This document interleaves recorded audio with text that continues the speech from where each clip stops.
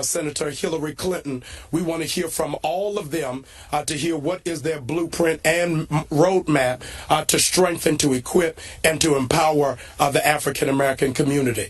We're meeting with both sides, both Democrat and Republican, because in the words of Fannie Lou Hamer, we don't have permanent friends, we have permanent interests. And our permanent interest is, in fact, the development of our people and the development of our community. We're glad to have the senator here in Baltimore, not just in the inner harbor, but to be in the heartbeat of where Black Baltimore is, in fact, trying to find itself. We wanted to show him we are a resilient community, and as a consequence, we are resilient people. We're glad to have him. Welcome, Senator Sanders. Dr. Bryant, thank you very much for organizing this meeting, and let me thank all of you, not only for being here today, but for the work you're doing every single day for people who are hurting, who are often living in the shadows, and for whom, as a nation, we do not pay much attention to. The fact of the matter is that America is the wealthiest country in the history of the world. But anyone who took the walk that we took around this neighborhood would not think you're in a wealthy nation. You would think that you were in a third world country, where unemployment is over 50%. A community that does not even have decent quality grocery stores where moms can buy quality food for their kids. A community in which the dream of getting a higher education for many kids is as real as is going to the moon.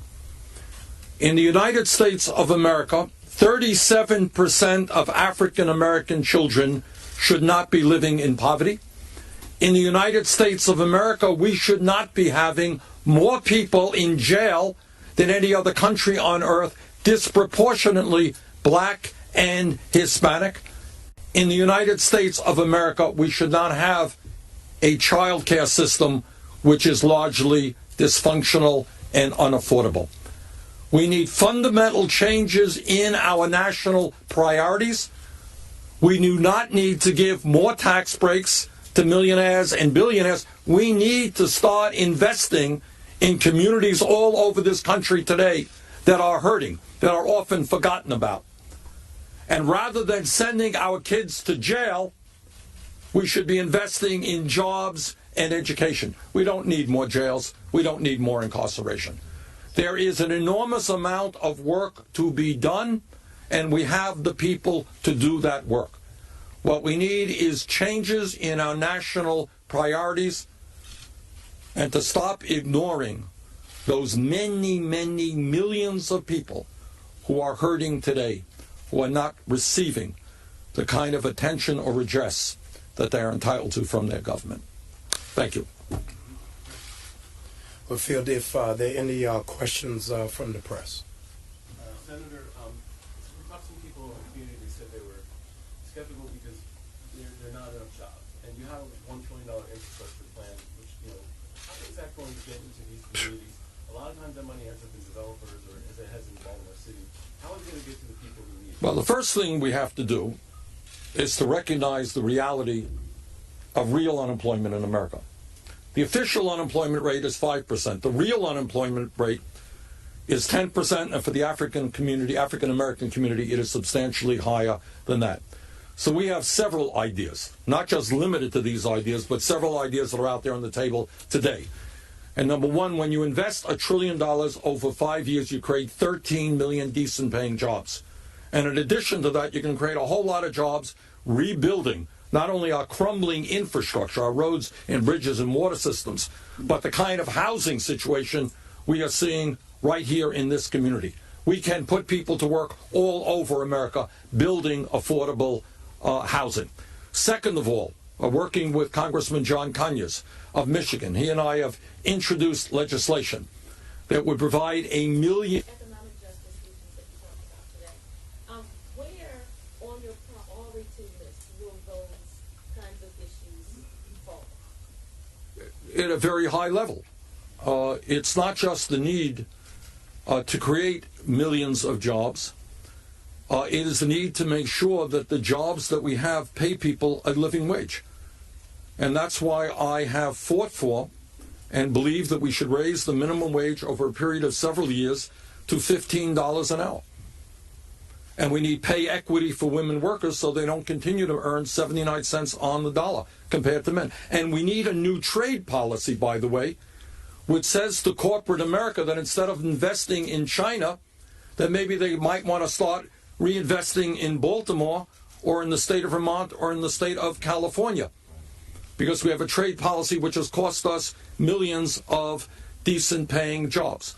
And when we talk about the economy, you have to talk about education. And that means not only supporting the historically black colleges and universities, in addition to that, we have got to make sure that every kid in America, regardless of his or her income, understands that if he or she studies hard, they will be able to get a higher education, because we're going to make public colleges and universities tuition free. Bottom line is, in the last 30 years, we have seen a massive transfer of wealth from working families to the top 0.1%. What this campaign is about, and what my presidency about, is transferring that wealth back into the hands of working families, back into our cities, back into our communities. This is the wealthiest country in the history of the world. We can create a society in which all of our people have a decent standard of living, not a society in which almost all new income and wealth goes to the top 1%. That's what I'm dedicated to changing. Mr. Sanders, yesterday the Department of Justice launched another civil rights investigation into a large police force. With criminal justice reforms, while broad, have focused a lot on prisons and sentencing. How much do you think police reform and structural racism is a issue? I think it's a huge issue, and now if you read what our principles are about, it deals with police reform, and it deals with the need to make sure that police departments around this country are held accountable. I'm glad. I made a request that the federal government do an investigation into what happened in Chicago and into the Chicago Police Department. It is my view that when any individual is killed or dies while in police custody, that should bring forth a federal investigation. It is my view that the federal government can play a very important role in terms of police reform by providing incentives to local police departments around the country to do the right thing. And the right thing is to demilitarize our police departments. The right thing is to make sure that police officers have the training that they need to understand that lethal force is the last resort, not the first resort, to make sure that police departments look like the communities that they serve in terms of their diversity. So there's a lot to be done, but police reform is certainly something that I believe is part of real criminal justice reform. Yeah. I would like to know about employment for ex-offenders. Yeah. And training for the categories as well as for people who left high school before graduating. Who have, I'm sorry? Who left high school before? Yeah, graduating. okay, yeah. Look, again, every American should be deeply ashamed that we have more people in jail than any other country. 2.2 million people. We are spending $80 billion a year locking up fellow Americans. Even some of my conservative friends are beginning to understand that that does not make a lot of sense. And what you're talking about is the very high rate of recidivism that we have. So what sense is it that somebody who serves his time, then goes back out, doesn't have job training, doesn't have education, lives in inadequate housing, what's going to happen to that person? They will fall back into the same environment that got him into jail in the first place. And then we're going to end up spending another $60,000 a year incarcerating that person. Obviously, it makes a lot more sense, to my mind, to make sure that when that person leaves jail, that person has the capability of holding down a job, that there is a job available, that there are community services supporting that person, so that they don't fall off the wagon, so to speak, and end up back in jail. Senator, Maybe one more question. earlier you said that it's very expensive to be poor Yes. in America. Can you explain that? Absolutely. And I think a lot of people don't understand that. Take a walk around this community. Now, my wife Jane and I live in Burlington, Vermont. A few blocks away from where we live, there's a very nice grocery store, supermarket. We buy good quality food, produce at a reasonable price. You don't have that here. So the prices that people in this community are paying are substantially higher than what I pay, and the quality of the food that I get is significantly better.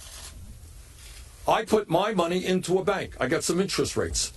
If I have to cash a check, I'm not paying 15, 20, or 50%, or whatever the interest rates may be, to cash a check because I have a bank. I didn't notice too many local branch banks in this community because I guess there aren't any. Okay? I can own a home. And at the end of the day, you gain wealth when you own a home and you don't have to rent. So the truth of the matter is that the interest rates that poor people pay are often higher. They're paying rent rather than living in their own homes. Not to mention that the jobs that they're working in, by definition, are paying wages that are often inadequate to take care of their families. So being poor is, in fact, a very expensive proposition. Okay, thank you all very much. Thank you. Your press secretary came in here and said not to ask questions about ISIS. Is there a Well, reason that you don't want to talk about ISIS? all right, what about ISIS, guys? How often are these people talking about the issues that we talked about today? Of course I'll talk about ISIS. But today what we're talking about is a community in which half of the people don't have jobs. We're talking about a community in which there are hundreds of buildings that are uninhabitable. We're talking about a community where kids are unable to go to schools that are decent. You want to ask me about ISIS? We will talk about ISIS. But what I said, and let me repeat, and you can agree with me or not, what I have said is that obviously ISIS and terrorism are a huge national issue that we've got to address. But so is poverty, so is unemployment, so is education, so is healthcare, so is the need to protect working families.